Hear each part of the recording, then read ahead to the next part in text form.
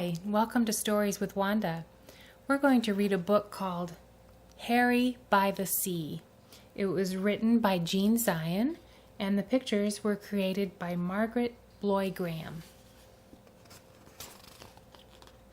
Harry was a white dog with black spots.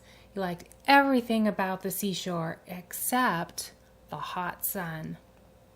One day, when the sun was hotter than ever, Harry looked for a shady place to sit. But when he tried to get under the family's beach umbrella, it was too crowded, and the family made him leave. When he crawled into the children's sand castle, the walls fell in, and the children chased him away. When he walked in the shade that a lady made, she became angry and made him stop following her. "Get lost," she said. She was very annoyed. The sun was very hot, and Harry had walked a long way from the main beach. He was tired, so he sat at the water's edge. All of a sudden, a big wave came from behind and crashed right on top of him. When the wave rolled back, Harry was left floating in the water. He was completely covered with seaweed. He didn't look like a dog anymore. He looked like something from the bottom of the sea. Suddenly, a lady saw him floating toward her. "Help! Help!" she shrieked. "It's a sea monster!" The lifeguard heard her and blew his whistle. "Everybody out!" he shouted. "Everybody out!" Everyone ran out of the water, and so did Harry. He was still covered with cold, wet seaweed. It made him feel cool and comfortable, and now he didn't mind the sun at all.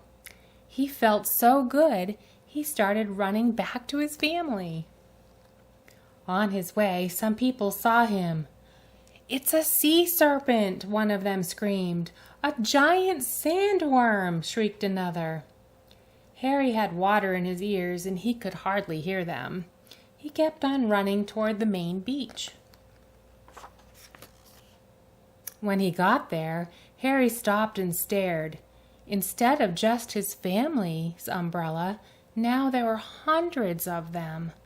They were all striped, just like his family's. Harry couldn't tell one umbrella from another. Suddenly, two beach attendants saw him. "Holy smoke!" one of them gasped. "What is that?" "It's a bushy-backed sea slug," exclaimed the other. They whispered for a moment, and then they ran.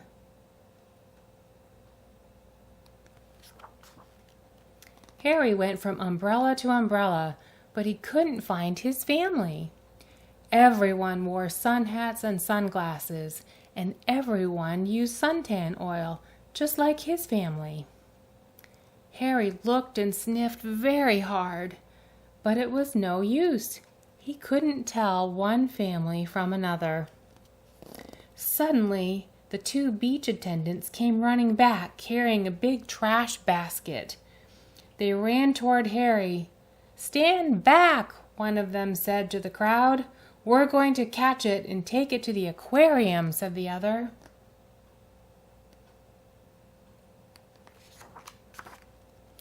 Then they tiptoed right up behind Harry and raised the trash basket up over his head. Harry didn't know the beach attendants were behind him. He was listening to something. He thought he heard someone calling his name. There it was again. "Harry! Harry! Harry!" Now Harry was sure. He didn't wait another second. Just as the basket came down, he ran right out from under the basket. It happened so fast, the beach attendants just stood there with their mouths open. As he raced through the crowd, some people screamed, some people ran, and some people did both. But Harry paid no attention. He kept on running across the beach. When he got to the hot dog stand, he stopped and barked happily. Behind the counter, the hot dog man was shouting. It was his voice that Harry had heard, but Harry had water in his ears and he couldn't hear very well. The man wasn't shouting, "Harry, Harry, Harry." He was shouting, "Hurry, hurry, hurry. Get 'em while they're hot." Harry still thought the man was calling his name. He barked and jumped with joy. He jumped so much that suddenly the seaweed all fell off. When the crowd saw that Harry was a dog, they gasped. They could hardly believe their eyes. All at once, Harry began to jump higher than ever. He saw the children. They were running toward him. "Oh, Harry," they cried, "we heard you bark. We've been looking all over for you." Harry was so happy, he did a little dance.